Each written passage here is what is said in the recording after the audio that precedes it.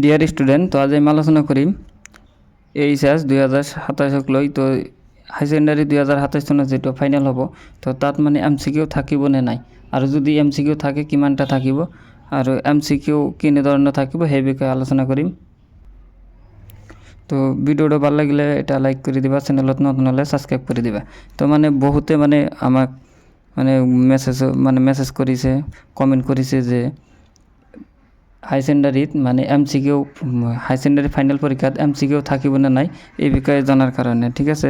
তো ইহঁতৰ কাৰণে আজিৰ এই গুৰুত্বপূৰ্ণ ভিডিওটো লৈ আহিছোঁ।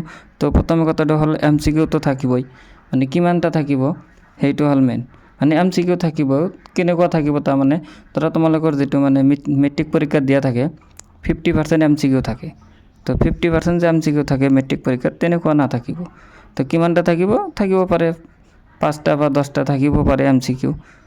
তো মানে MCQ থাকিব পাৰে, কিন্তু যেটো মেট্ৰিকত আহে মানে 50% MCQ তেনেকুৱা নাথাকিব।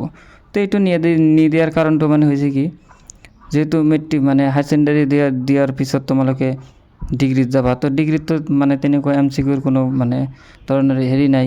তো ডিগ্ৰীত তোমালোকৰ মানে বহলভাৱে লিখিব লাগে, বহলভাৱে ডিছকাশ্যন কৰিব লাগে, ঠিক আছে। তো সেইকাৰণে হয়তোবা যে মানে হাই সেকেন্ডারি ফাইনাল পরীক্ষাত 50% MCQ নিদিব, ঠিক আছে।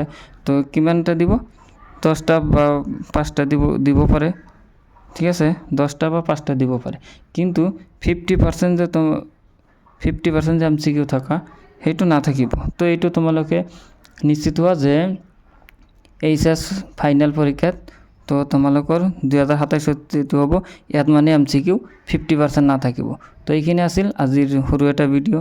যদি ভিডিওটো ভাল লাগে এটা লাইক কৰি দিবা, আৰু মই ক্লাস 7ৰ পৰা 10 লৈকে যে গণিত আছে গণিত সমাধান কৰি দিওঁ। তো সেইবোৰ চোৱাৰ কাৰণে বা তোমাৰ বন্ধু বান্ধৱীৰ লগত শ্বেয়াৰ কৰা ভিডিওটো, যাতে সিহঁতে চাব পাৰে যিসকল মানে এতিয়া 9-10ত পঢ়ি আছে বা মেট্ৰিক দিব, সিহঁতৰ লগত শ্বেয়াৰ কৰা। মানে ভিডিওটো শ্বেয়াৰ কৰিলে সিহঁতে মানে চেনেলৰ পৰা চাব পাৰিব, মানে মই গণিতকেইটা সমাধান কৰি দিওঁ।